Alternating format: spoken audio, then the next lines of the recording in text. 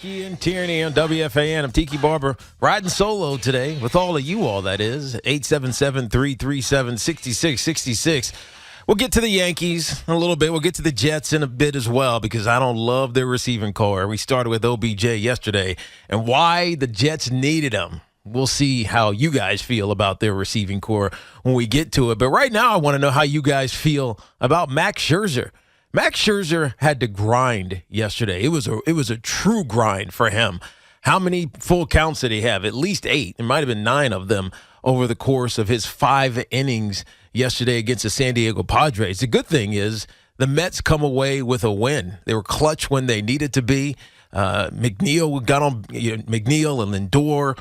They all took care of business against Yu Darvish, someone who they have not had a lot of success with. It wasn't beautiful with home runs and things of that nature, but they manufactured runs when they needed to. They got an important win against one of the top teams in the NL, a team that we always position this Mets team against as we think about where this season could go and with how the playoffs could potentially play out.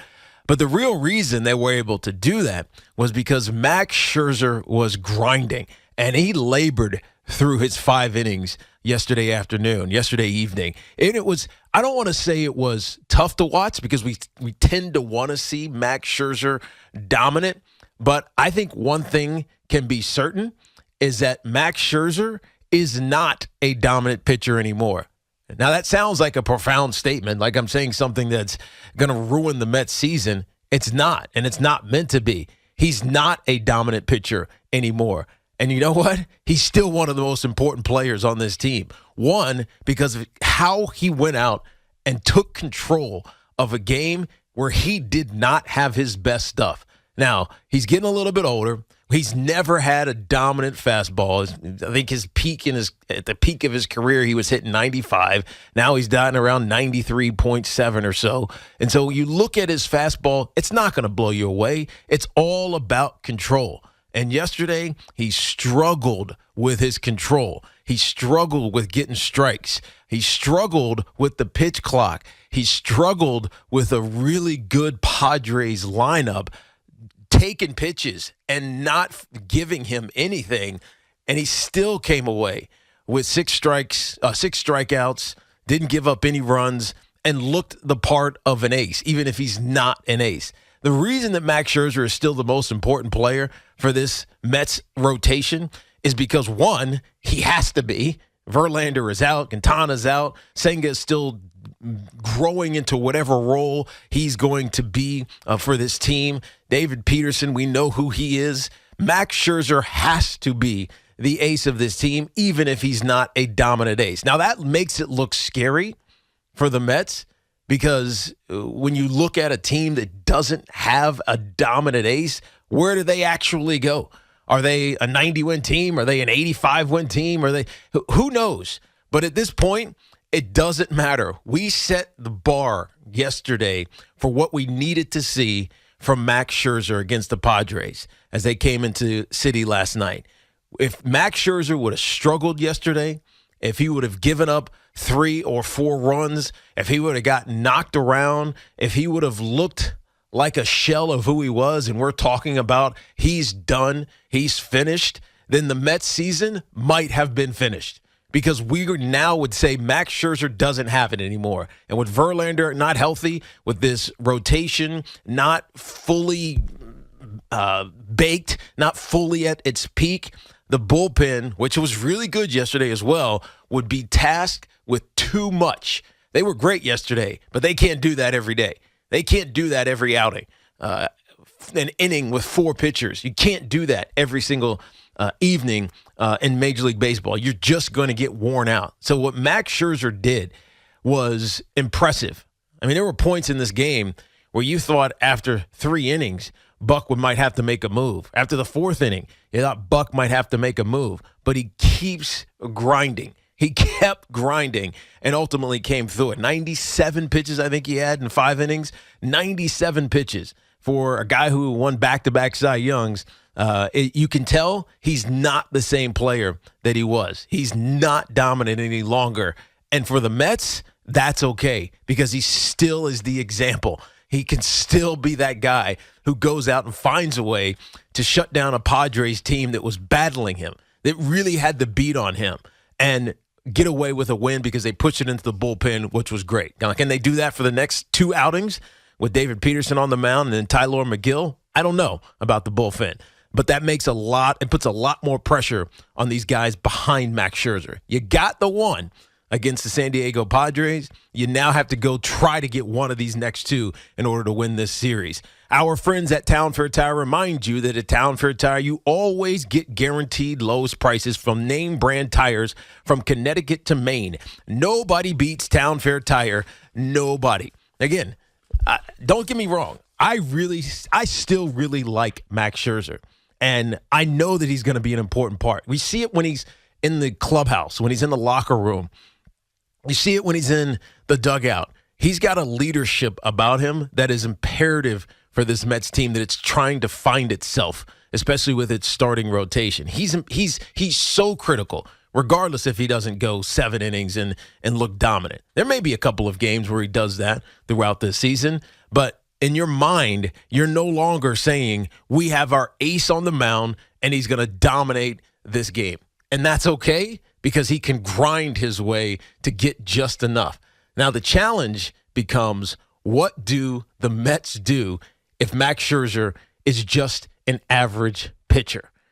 If he's not the ace anymore, if he's not that guy who can carry a rotation, what do the Mets do? This would feel a lot better if Edwin Diaz was still on the back end of your bullpen.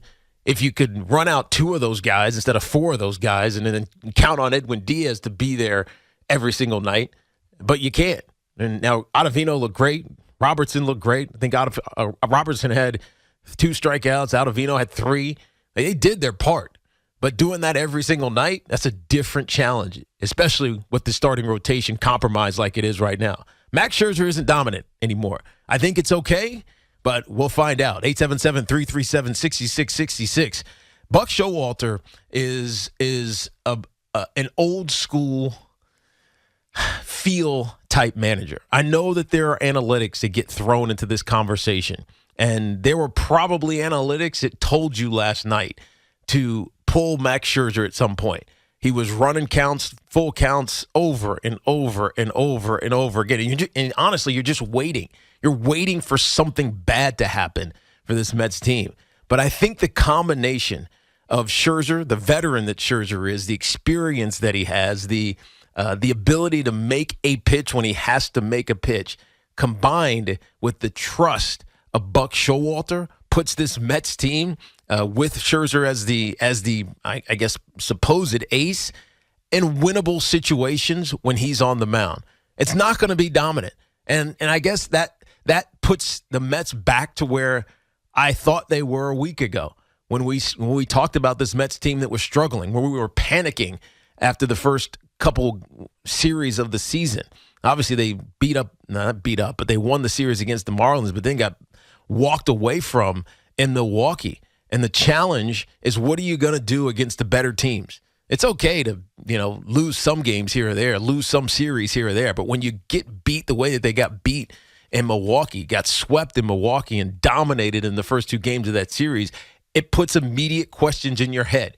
And the only way to stabilize that is to have your ace, Max Scherzer, especially with Verlander unavailable at least for another couple of weeks, according to Justin Verlander. With the second ace unavailable, Max Scherzer has to be the stabilizer. He has to be the guy that finds a way to get victories, to pull himself through what was a struggle for him. I felt for him. I felt his angst, and I'm not even a Mets fan.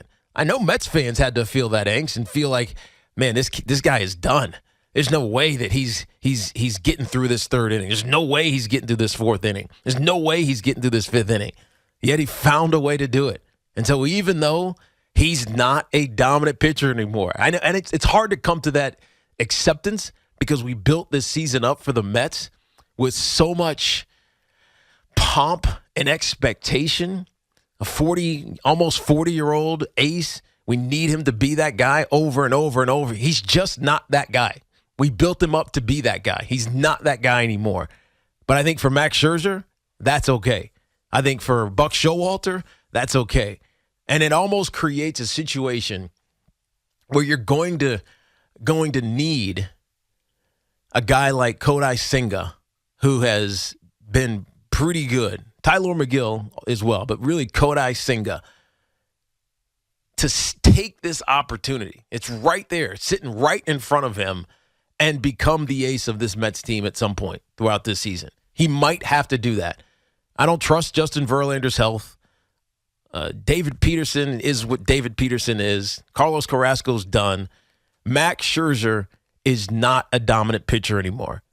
That's okay, but he's not a dominant pitcher anymore. And if you have designs as Met fans of getting to and going deep into the postseason and ultimately winning a championship, you need an ace. Who's it going to be? I don't think it's going to be Max Scherzer anymore. I don't think he has that left in the tank. I know that he's still a really good pitcher. He really is. You saw him grind. When you grind and you find a way to win and you hand it off to the bullpen, let them finish out the last 4 innings, you've done your job as a 38, 39-year-old pitcher. He's not dominant, but he doesn't have to be as long as he's the leader. Somebody else, though, it's imperative for someone else to step into that role. Who's that's going to be? That's to be determined.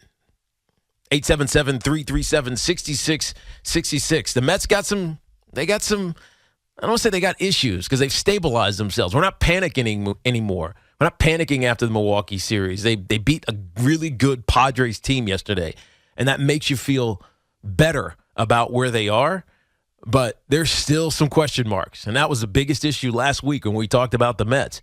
How do you answer the questions? It's not that there aren't going to be questions. Every team's going to have questions every year. It's how do you answer the questions? And the question of Max Scherzer, it's going to take a few more outings for us to get a full determination, but he did his job yesterday.